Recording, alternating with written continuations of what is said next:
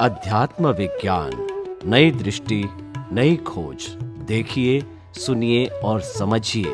अध्यात्म विज्ञानी पूज्य स्वामी श्री कमलेशानंद जी के निर्देशन में सनातन सत्य का अनुसंधान कर जीवन को प्रकाशित करें। दर्शन का मतलब क्या हुआ? दर्शन का मतलब ज्ञान नहीं है, आप समझो। ज्ञान और दर्शन दोनों अलग चीजें। ये जो दर्शन की बात मैं कर रहा हूँ, ये दुनिया का सनातन सत्य कौन से सिद्धांतों पर काम करता है, इसके बात है। आत्मा जो है वो तो विज्ञान घन स्वरूप है, आप समझे। उसमें कुदरत का कानून नहीं। फिर भी स्वामी जी अगर थोड़ी सूक्ष्मता से देखें तो दर्शन का भी अनुभव तो ज्ञान में ही होता है, क्योंकि दर्शन कोई ऐसी चीज नहीं है कि जैसे हम बोलते हैं कि बिलीफ, चलो मैं मानता हूँ, मैंने मेरे नाम की बिलीफ छोड़ दी, पर छुप नहीं जाती है। उसका एक्सपीरियंस तो वो दर्शन में है या नहीं है, उसका अनुभव तो मुझे ज्ञान में ही होता है। जी जी। सो दर्शन ठीक है, हम एक फंडामेंटल बेस के तौर पे लेते हैं, पर दर्शन का हमें अनुभव नहीं होता है। अनुभव तो सिर्फ हमें ज्ञान का ही होता है कि उसमें राग द्वेष होते नहीं होते, या बनती सिचुएशन में मुझे इफेक्ट होती है या नहीं होती है। सो मेरा ज्ञान या शुद्ध रहता है या अशुद्ध हो जाता है। अगर अशुद्ध हो जाता है तो मुझ पर इफेक्ट होती है और मैं चंचल हो जाता हूँ, और अगर मुझ पर इफेक्ट नहीं होती है तो मैं शुद्ध ज्ञान है, मतलब मैं मति ज्ञान शुद्ध ज्ञान में स्थिर हूँ। तो दर्शन हम जब बोलते हैं तब दर्शन में भी वही कंफ्यूजन रहता है कि दर्शन को भी हम जब तक ज्ञान का स्वरूप नहीं देंगे, क्योंकि वो तभी कंसोलिडेट होगा, वरना तो वो एक शब्द ज्ञान के रूप में रह जाता है। वही मैंने कहता हूँ कि आज जो समाज के अंदर धर्म के माध्यम से, शास्त्रों के माध्यम से जो ज्ञान शब्द की परिभाषा बनाई गई है, वो ज्ञान विज्ञान नहीं है। और इसीलिए उसको अलग करने के लिए मैंने ज्ञान अज्ञान, अज्ञान ज्ञान के बाद विज्ञान की बात बताया, ताकि लोगों को समझ में आएंगे कि मूल ज्ञान तो विज्ञान स्वरूप है। नहीं तो फिर ज्ञान कहेंगे तो बोला वो तो किताबों में है, वो तो गुरु भगवान बताते हैं, तो वो इसको इक्वल लगेगा। तो मैं विज्ञान कहूंगा तो उस ढूंढेगा कि ये सिद्धांत के ऊपर आधारित है। मतलब तो सिद्धांत विज्ञान शब्द तो सिर्फ प्रिंसिपल को लगेगा। हाँ, तो विज्ञान का ज्ञान बोलोगे तो चलेगा, मगर विज्ञान बोलोगे तो भी चलेगा, क्योंकि एक्सपीरियंस में तो मुझे ज्ञान ही आएगा। मेरे को अलग करने के लिए विज्ञान शब्द के ऊपर वेट देना पड़ा। और आज मैं समझता हूँ भारतवर्ष के अंदर बहुत सारे साधु संत सन्यासी और प्रवचनकार हैं जो आज से पहले 5-10 साल पहले विज्ञान शब्द का प्रयोग अपने प्रवचन में नहीं करते थे, वो आज करने लगे हैं। यही विज्ञान का पावर है, क्योंकि उनको मालूम हुआ ज्ञान तो हमने बहुत बांटा, किताबों के माध्यम से कहो या अपनी तरफ से प्रेजेंटेशन किया, मगर विज्ञान की बात हमने नहीं किया। अभी लोग जागृत हो चुके हैं, कहीं से भी सुन सकते हैं, टीवी के माध्यम से, यूट्यूब के माध्यम से।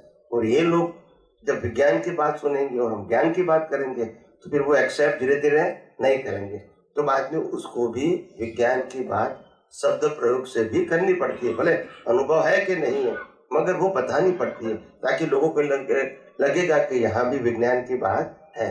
तो ये कोई हमारा विज्ञान शब्द बोलना वो ज्ञान को डिग्रेड करने के लिए नहीं था, मगर आम लोग जिस प्रकार से ज्ञान शब्द का प्रयोग करते हैं वो विज्ञान नहीं है। ये मेरा कहने का मतलब है, आप समझे, ताकि लोगों की थोड़ी सोच तो बदलनी चाहिए। अगर यही शब्द आप प्रयोग करूंगा ज्ञान ज्ञान, तो बोला वो तो किताब में है, वो तो हमारे धर्मगुरु बताते हैं, तो फिर डिफरेंस।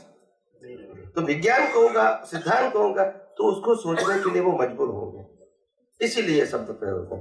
बाकी ज्ञान दाता भगवान ने भी ज्ञान शब्द ही कहा है, मैं मना नहीं करता हूँ, मगर फिर भी लोगों में जागृति विज्ञान की नहीं आई, तो इसलिए मेरे को उसको अलग करना पड़ा। That is my intention.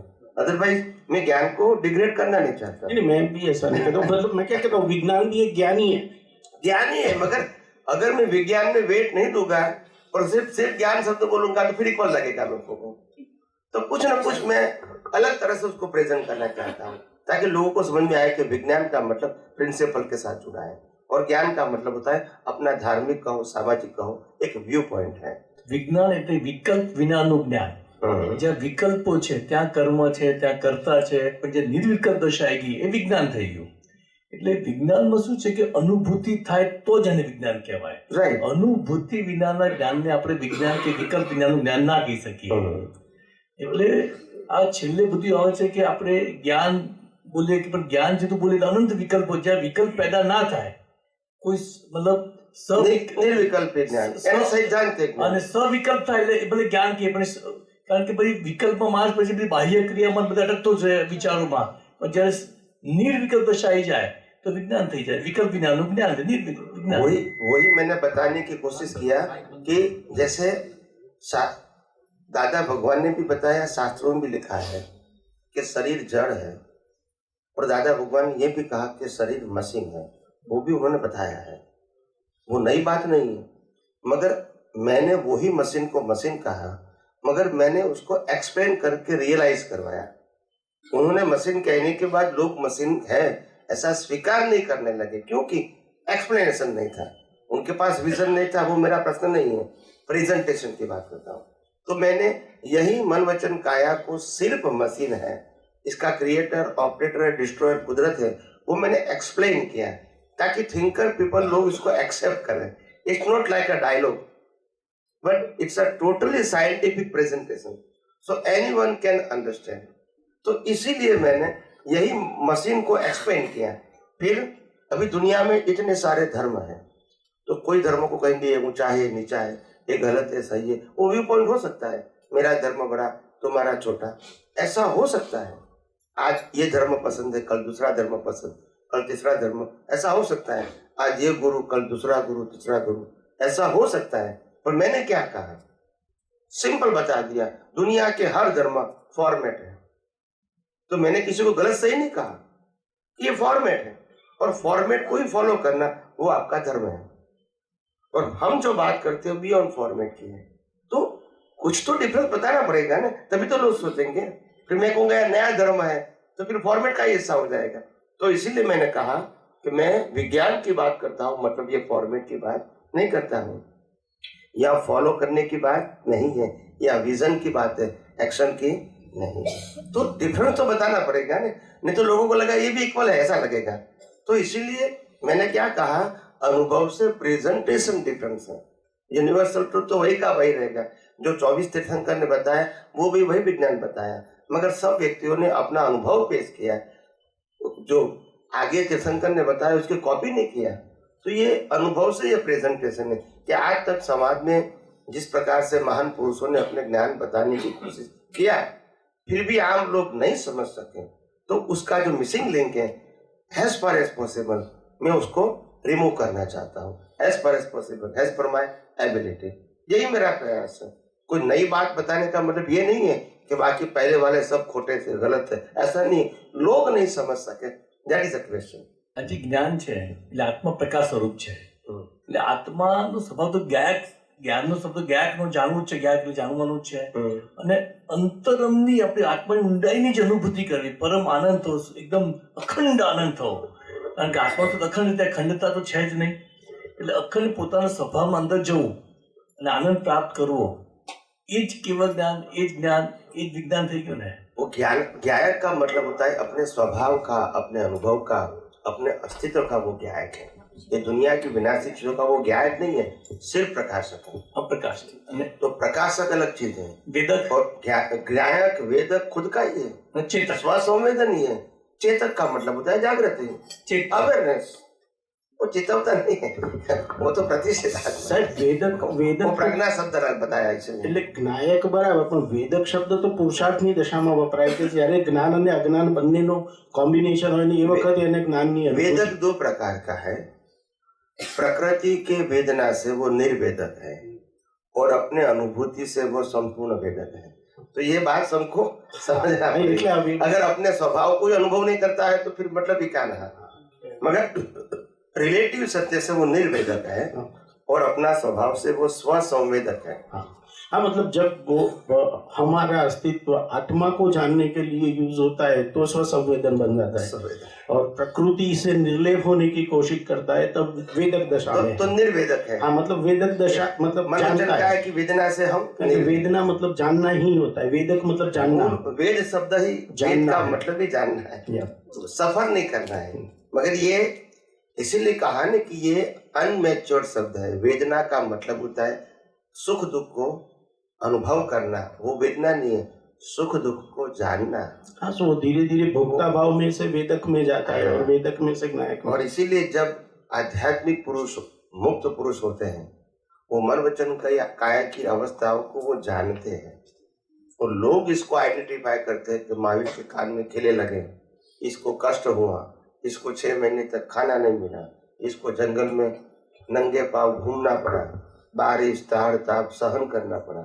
ये आम लोगों की मान्यता है, उनके लिए कुछ नहीं है। उनके लिए तो ये है मैं स्वसंवेदक हूँ और प्रकृति है वो कर्मों के भुगतान का साधन है, उसमें डिवीजन की जरूरत नहीं है। मगर रिलेटिव सत्य वाले लोग डिवीजन बनाते रहेंगे और वो पजल में फंसते रहेंगे। इसमें भगवान क्या करेगा? किसी को जो मानना है वो मान सकते हैं, कोई भगवान को प्रश्न करेंगे तो उत्तर देंगे, मगर बिना प्रश्न किए मान लेंगे तो कोई क्या करेंगे? यस, આત્મામાં જે આપણે વેતક ચેતક બધા ગુણ છે, આત્મામાં જ્ઞાન જ્ઞેય અને જ્ઞાતા આ ત્રણેય ગુણ છે. એટલે એ જ્ઞેય સ્વરૂપ પરિણમે તો જ જ્ઞાતા હોય તો જ જ્ઞેય પડી શકે. એટલે આત્માનું ત્રણેય જ્ઞાન જ્ઞાતા અને જ્ઞેય આ ત્રણેય આત્માના ગુણ થઈ ગયા ને. जो ज्ञाता दृष्टा है वो ज्ञाता दृष्टा वो आत्मा का स्वभाव है, मगर वो ज्ञाता दृष्टा अवस्था का नहीं है। क्या बताया? સ્વભાવ છે. अवस्था का ज्ञाता दृष्टा प्रतिष्ठित आत्मा। तो ये यहाँ ज्ञाता दृष्टा का मतलब होता है आत्मा जो है वो तत्व को प्रकाशित कर सकती है, अवस्था को जब प्रकाशित कर सकती है, और अवस्था का जो रिलेटिव सत्य है वो उनकी जानकारी उनको जरूरत भी नहीं है भी नहीं, मगर रिलेटिव सत्य की जानकारी फिर डिस्चार्ज प्रतिष्ठित आत्मा को होती है और वो आइडेंटिफाई करते हैं। जैसे केवल ज्ञानी तीर्थंकर भगवान को प्रश्न करेंगे कोई जीव समोवसरण में कि हे भगवान मेरे को इतना कष्ट झेलना पड़ता है तो उसका कारण क्या है, ऐसा कोई तीर्थंकर भगवान को देशना में प्रश्न करेगा तो तीर्थंकर भगवान जो उदय कर्म के अधीन है वो केवल ज्ञान में देखकर बोलते हैं कि तुमने पिछले अवतार में ऐसा किया था, इसका ये फल है और यहाँ तक ये रहेगा। तो बिगिनिंग से लेकर एंड तक पूरी अवस्था इसको प्रेजेंस में दिखती है, कॉज और इफेक्ट की एंड, ये पूरा प्रोसेस उसको प्रेजेंट में दिखता है। मगर वो देखने वाला प्रतिष्ठित आत्मा है, वो भी डिस्चार्ज है, इससे केवल ज्ञान से कोई कंसर्न नहीं है। केवल ज्ञान में देख के प्रतिष्ठित आत्मा बोलता है, केवल ज्ञान देख के नहीं बोलता है। આત્મા અનંતદર્શી છે, અનંતદર્શી, અનંત પ્રકારનું દર્શન એક સેકન્ડમાં ફૂટી જાય આત્મામાં. કોઈનું પણ ક્યાં ઉપર મૂકો તો એની એની શક્તિ છે કે વર્લ્ડનું કોઈ પણ તત્વ અંત થઈ જાય. हाँ वही तो मैं कहता हूँ, અનંત દર્શન, અનંત જ્ઞાન, અનંત ચારિત્ર. वही तो मैंने कहता हूँ, इसीलिए कहा ने कि तीर्थंकरों को अवधि ज्ञान मन पर ज्ञान होना जरूरी नहीं है, वो बियॉन्ड हो गए। क्या हो गए? वो बियॉन्ड हो गए। आप समझे ना? કેવલ જ્ઞાન થાય એટલે અવધિ જ્ઞાન મન પર બધું છૂટી જાય ને પછી जरूरत ही नहीं है, वो बियॉन्ड हो गए। तो એબ્સોલ્યુટ જ્ઞાન મળી ગયું. जब आपको यूनिवर्सल ट्रूथ साइंस का ज्ञान हो गया तो फिर फॉर्मेट के ज्ञान की जरूरत नहीं है। वो गलत है ऐसा नहीं है, जरूरत पास है। कहने का मतलब वो गलत का मतलब ही नहीं है, आपको भी यूज ही नहीं है और रिक्वायरमेंट भी नहीं है। गलत कहने का तो कोई सवाल ही नहीं, गलत हो भी नहीं सकता। श्रीमद રાજચંદ્ર રચિત ગ્રંથ વ્યાખ્યાન સાર નો એક ફકરો રજૂ કરું છું, એનો પરમાર્થિક ભાવ સ્પષ્ટ કરવા કૃપા કરશો છે। પહેલા ગુણસ્થાને કે ગ્રંથિ છે તેનું ભેદન કર્યા વિના આત્મા આગળના ગુણસ્થાનકે જઈ શકતું નથી। એટલે ગ્રંથિ એટલે ગ્રંથિ ભેદ કરીને આગળ જાય છે।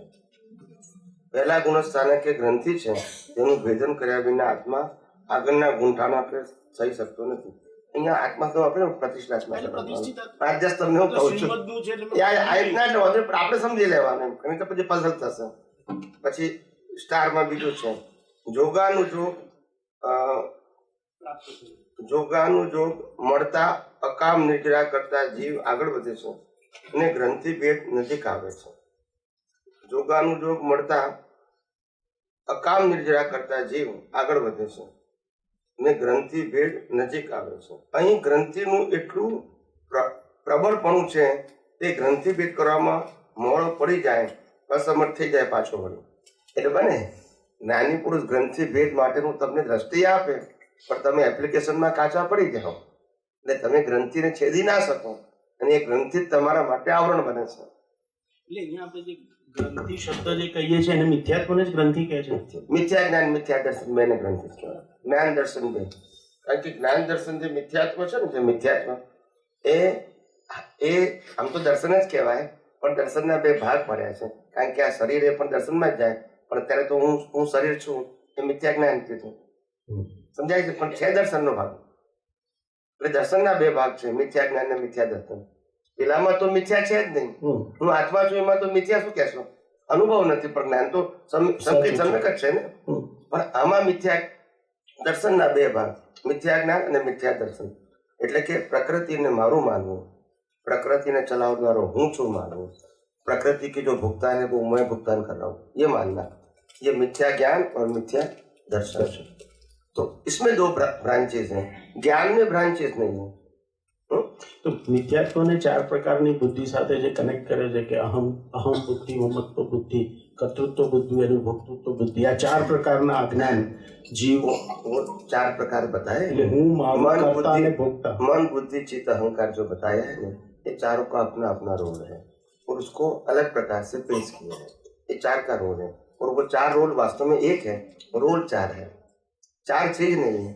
નહીં હું જે કહું છું ભાવ, આપણે જે ભ્રાંતિ ભાવોની વાત કરીએ છીએ એ રીતે જેમ તમે હમણાં કહ્યું કે મન વચન કાયાને હું કહેવું, અથવા મન વચન કાયાને મારા માનવા, અથવા મન વચન કાયામાં થતી ક્રિયાને હું કરું છું એવું માનવું, અથવા મન વચન કાયાના ભોગવટાને મારો ભોગવટો છે એવું માનવું. આ ચાર પ્રકારની જે માન્યતાઓ છે કે જે મિથ્યાત્વના લેવલે દરેક જીવમાં પડેલી છે સ્ટ્રોંગ થઈને, અને એ જ ગ્રંથિ છે. એ જ ગ્રંથિ, એ માન્યતા એ જ ગ્રંથિ, वही तो ग्रंथि है.